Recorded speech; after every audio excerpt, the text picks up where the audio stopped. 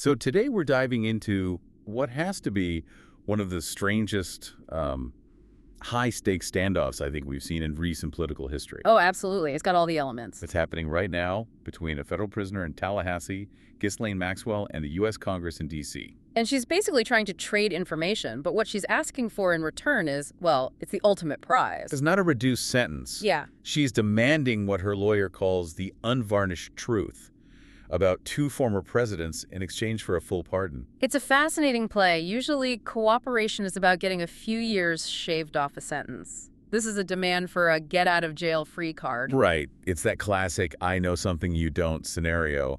But the stakes couldn't possibly be higher. So today we should really unpack the deposition that kicked this all off. Yes, and the specific deal her lawyer, David Marcus, is floating out there on social media. And we have to get into the political reaction because it is not what you might expect. Both sides are reacting very cautiously. And all of this is happening with a huge ticking clock in the background. Because while Maxwell is making this offer, Congress is about to get a trove of uncensored Epstein files from the DOJ. That context is everything. It completely changes her leverage in this whole situation. It really does. So let's start at the beginning. The House Oversight Committee. Right. Led by Republican James Comer. They finally get their chance to question Maxwell. This is something they've wanted for a long time, trying to map out the entire Epstein network. And they're not just looking for gossip. They want actionable intelligence. How did the money work? Who facilitated everything? Who looked the other way? They get her on a video conference from prison. The stage is set for these big revelations. And they get nothing. A complete stone wall. Reports say she just invoked her Fifth Amendment right against self-incrimination to every question. Which, to be fair, isn't a huge shock. No, not at all. She's still actively appealing her conviction, right?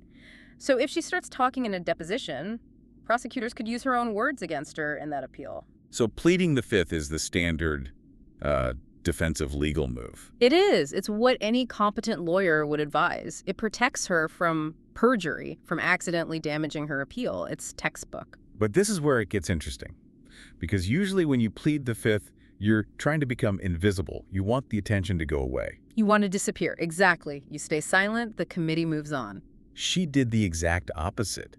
She used the silence inside the hearing to create this vacuum, and then her lawyer immediately filled it with a megaphone outside the hearing. That's the pivot. It's a brilliant, if cynical, move.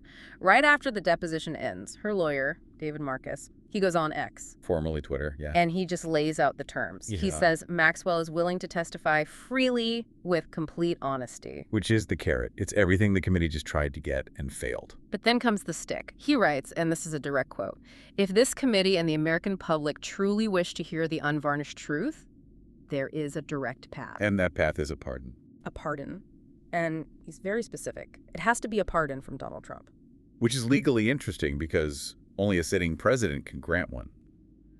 But the appeal is clearly aimed at Trump himself, maybe banking on his current political influence or, potential future presidency. It's a very targeted appeal. And to make it as tempting as possible, Marcus then dangles this bombshell claim. This is the part that really made me stop. Mm-hmm. He writes, for example, both President Trump and President Clinton are innocent of any wrongdoing. He groups them together. Yes, the Republican and the Democrat, both innocent. It's a clever move. By lumping them together, he's trying to make it seem like this isn't a partisan attack.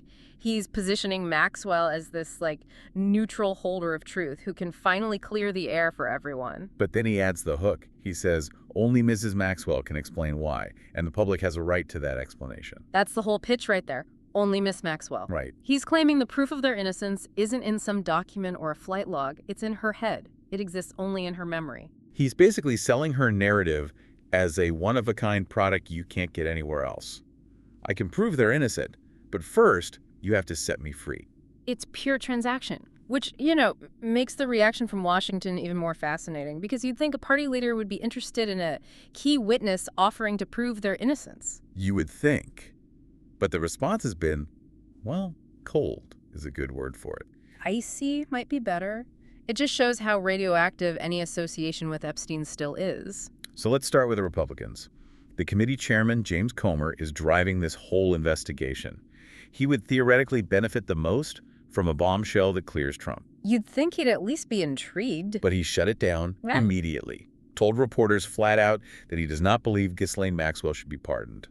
End of story. And that's a huge signal. He's basically saying the price is too high. Politically, pardoning a convicted sex trafficker, even for the truth, is just impossible. He wants the information, but he's not willing to break the justice system to get it. So what about the Democrats?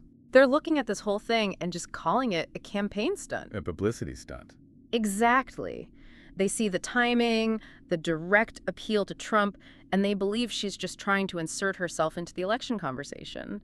For them, her silence in the deposition wasn't a legal right being exercised. To a tactic. It was a tactical delay to set up this public negotiation. And it's notable that Trump himself has said nothing. Not a yes, not a no, just silence.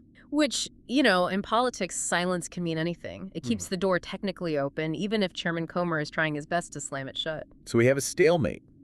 Maxwell's in prison saying, give me a pardon. Congress is in D.C. saying, just talk to us. And normally, this is where an investigation just dies on the vine. Right, the key witness won't cooperate, so you hit a wall. But that's where this story takes another turn. It comes back to that ticking clock we mentioned. The plan B for Congress. Exactly. Her lawyer is claiming she is the only source of the truth. Yeah. But as of this coming Monday, Congress is about to get another source, one that might be a lot more reliable. And a lot less demanding. The Justice Department is giving the House Oversight Committee access to all of their Epstein files, uncensored. Okay, let's break that down. What does uncensored really mean? We've seen documents unsealed before. Right, but those were mostly from civil lawsuits, and they were often heavily redacted to protect privacy or ongoing cases. This is different. How so? What the DOJ is handing over now is the raw material from the actual criminal investigations. We could be talking about FBI interview summaries, financial records, internal memos, things that have never been public before. So if Maxwell's bargaining chip is, I know who is there, these files are basically the receipts. That's a perfect way to put it. Documents are incredibly dangerous for a witness trying to cut a deal like this. A bank statement doesn't ask for a pardon. An email doesn't plead the fifth. It calls her bluff. It completely calls her bluff. If the committee finds a document that links a person to an event, they don't need Maxwell to explain it. The evidence is right there in black and white. So her claim of being the only one who knows the truth might be about to expire. It's like the value of her testimony is about to crash. Think about it from an investigator's perspective. Do you trust the unvarnished truth from a convicted felon who's trading her story for freedom? Or do you trust an FBI agent's notes from 15 years ago? You take the documents.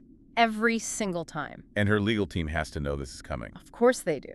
Which makes the timing of this pardon offer feel less like a power move and more like an act of desperation. They're trying to sell a depreciating asset before the market collapses on Monday. A fire sale on secrets. Exactly. When her lawyer says only Mrs. Maxwell can explain the context, what he might really be saying is the documents are going to look bad and you need her to spin them for you.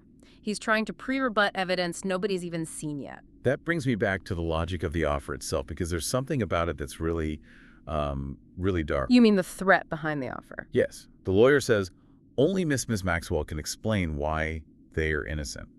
On the surface, it sounds helpful. Let me out, I'll clear their names. But if you just flip that statement around, it implies that if she's the only one who can prove their innocence, she's also the only one who could, frame the narrative to suggest their guilt. It's the unspoken part of the deal. I can explain why you're innocent has a shadow. And that shadow is, without me, you might look guilty. It's a terrifying thought for anyone whose name might be in those files. She's not just selling exoneration, she's selling protection. Nice reputation you've got there. Be a shame if something ambiguous were to be misinterpreted. Which is why Comer's position makes so much sense. If they accept her deal, they're not just getting information. They're letting a co-conspirator control the entire historical record. They'd be validating her as the gatekeeper of the truth. And now, with these files about to drop, we're going to find out if that gatekeeper is even necessary anymore. That's the bottom line. If the DOJ files contain the map, she's just a tourist. If the files are full of holes, her offer is still on the table. It's going to be a pivotal week, a total standoff between cold, hard documentary evidence and the desperate maneuvering of a prisoner with nothing left to lose. We will definitely be watching to see what Monday brings. We'll leave it there for this deep dive. Thanks for listening.